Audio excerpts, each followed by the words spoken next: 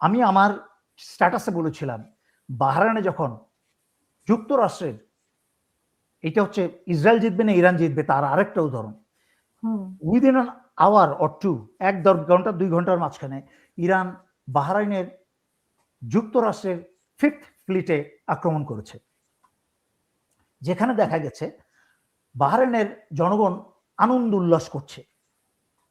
কারণ বাহরাইনের 70-80% জনগণ হচ্ছে শিয়া, বুঝতে হবে এটা। সুতরাং বাহরাইনের যে রাজ পরিবার তাদেরকে বাহরাইনের জনগণ দেখতে পারে না।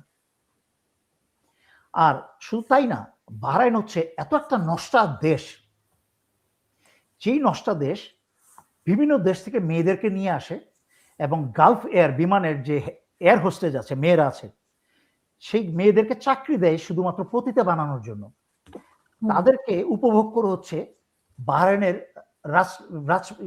ধনী ব্যক্তিরা এবং তাদের যেই রাজ সমাজের যে কি বলে রাজ পরিবারের বিভিন্ন সদস্যরা, ওইসব কি বলে এয়ারলাইন্সের কি বলে এয়ার হোস্টেসদেরকে পতিতার মতো ব্যবহার করে। এটা আমার মুখের কথা না, এটা হচ্ছে এয়ার হোস্টেসের মুখের কথা, ঠিক আছে?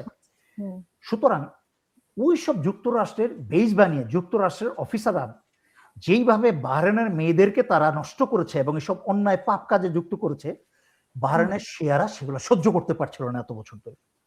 ইতিহাস জানতে হবে, বুঝতে হলে, সোজা হয়ে দাঁড়াতে হলে জানতে হবে, শিখতে হবে। এখন আসি বাহরাইনের 5th ফ্লিট, যুক্তরাষ্ট্রের বাহরাইনে অবস্থিত 5th ফ্লিটে আক্রমণ করার অর্থ কি, যেটা আমি পোস্টে ব্যাখ্যা করেছিলাম, একটু খুলে ব্যাখ্যা করি। যুক্তরাষ্ট্রের যে ডেস্ট্রয়ার আছে, একটা হচ্ছে বড় বড় ফ্লিট ক্যারিয়ার যেখানে ওদের এয়ারক্রাফট নামে, ওগুলা ওর আশেপাশে অনেক ডেস্ট্রয়ার থাকে। এক একটা ডেস্ট্রয়ার 96 ভার্টিক্যাল এরকম খাড়া থাকে, 96 এরকম ভার্টিক্যাল লঞ্চার থাকে, একসাথে 96 ওরা শেল লঞ্চ করতে পারে ওখান থেকে। ওই ডেস্ট্রয়ার গুলা থেকে 96 শেল যখন লঞ্চ করে ইরানের বিরুদ্ধে, লঞ্চ করার পরে তাদেরকে আবার খুব দ্রুত কাছাকাছি সবচেয়ে নিকটের একটা বেজে চলে যেতে হয়। সেটা ছিল ওই 5th ফ্লিট যুক্তরাষ্ট্রের নেভাল পোর্ট। ওই পোর্টে গিয়ে ওই ডেস্ট্রয়ার গুলোকে আবার রিফিল করতে হতো বা ওই গোলাবারুদকে আবার নিতে হতো।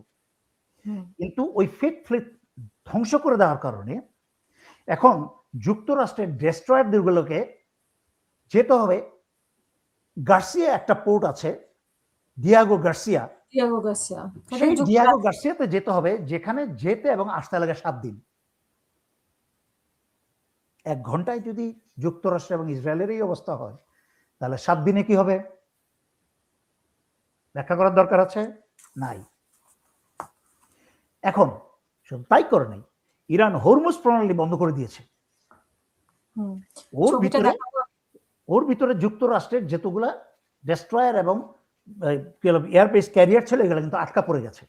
আপনি এখানে দেখাতে পারেন, আপনার আপনার কি বলে সবচেয়ে নিচে যেটা বাব আল মান্দাব, এই পোর্টটার নাম হচ্ছে, এই কি বলে ক্যানেলটার নাম হচ্ছে বাব আল মান্দাব। এই বাব আল মান্দাব যেটা হচ্ছে ইয়েমেনের নিয়ন্ত্রণে, আর উপরের দিকে যেটা দেখতে পাচ্ছেন ওটা হচ্ছে ইরানের পাশে, কি বলে এই যে এইটা, ঠিক আছে?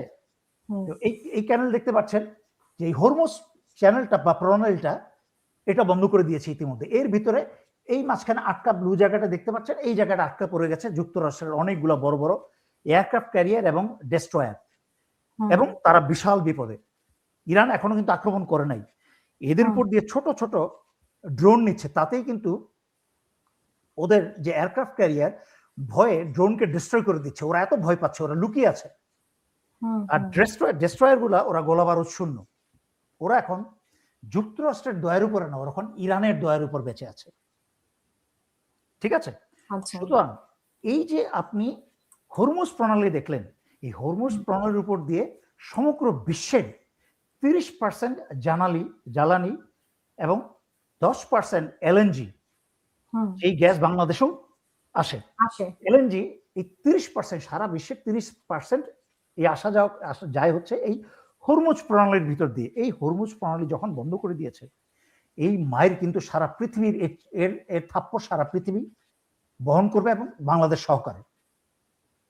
এদিক দিয়ে যেটা বলেছি, বাব আল মান্দাব হচ্ছে ইয়েমেনের দখলে, আর ইয়েমেন চালায় কে?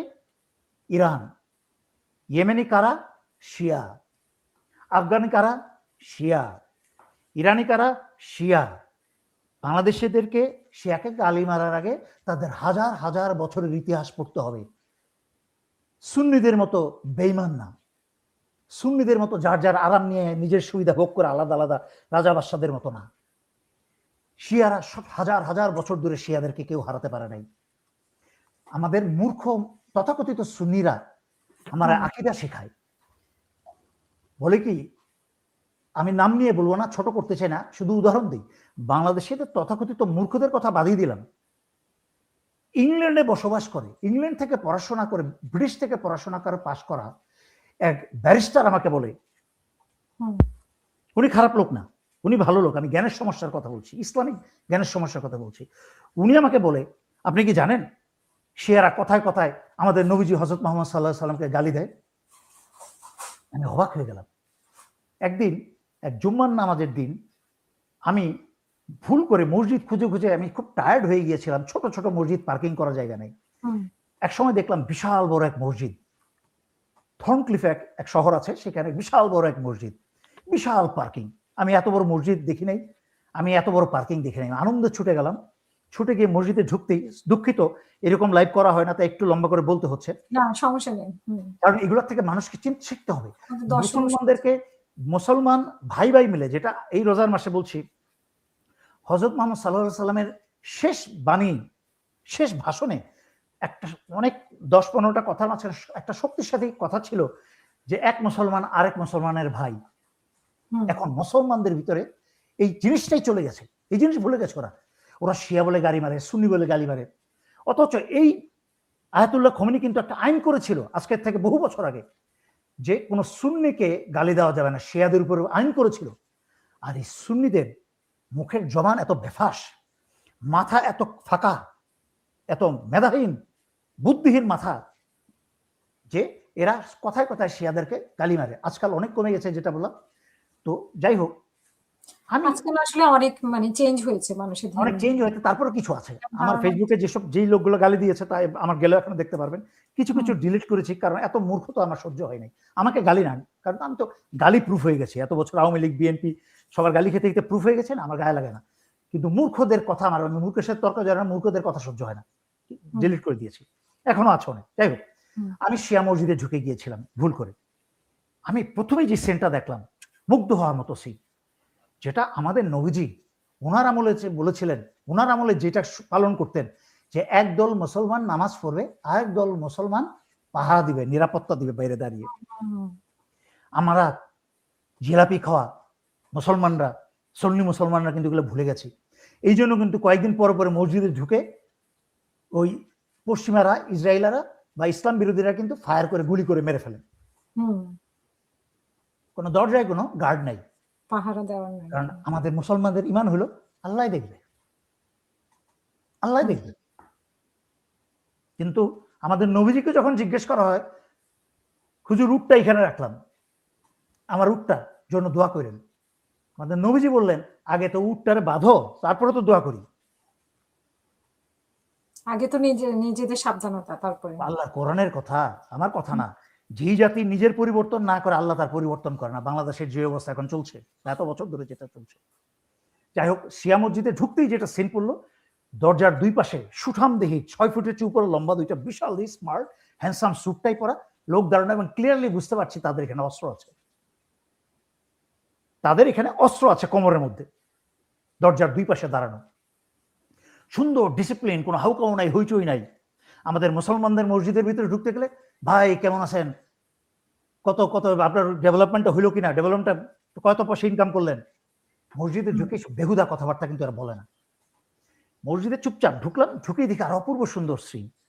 প্রতিটা পূর্ণবয়স্ক মানুষের মাঝখানে, ওইখানে যে শিশুদের মাদ্রাসা আছে সেখানে, তার মাঝখানে একটা শিশু বসা, প্রতিটা পূর্ণবয়স্ক মানুষের মাঝখানে নামাজের লাইনে। কি অপূর্ব সুন্দর একটা সিন। তারপরে কি, ইমাম সাহেব যে খুতবা দিচ্ছেন, কোনো পার্থক্য নাই আমাদের ইসলামী সুন্নিদের মসজিদে যে খুতবা হয়, খুতবার সাথে কোনো পার্থক্য নাই। অপূর্ব সুন্দর, দেখার মতো, নয়ন অন্তর ঠান্ডা হয়ে যায়। ওয়ালের চারিদিকে বিরাট বড় বড় স্ক্রিন, বড় স্ক্রিনের টিভি লাগানো চতুর্দিকে, এবং ইমাম সাহেব যা বলছেন প্রতিটা কথার ইংরেজিতে তর্জমা ওইখানে ভাসছে, ট্রান্সলেশন ভার্সে। এখন আসি সবচেয়ে সুন্দর কথায়, যেটা সেই বাংলাদেশি ব্রিটিশ ব্যারিস্টার আমাকে বলেছিল সে নাকি কথায় কথায় আমাদের নবীজিকে গালি দেয়।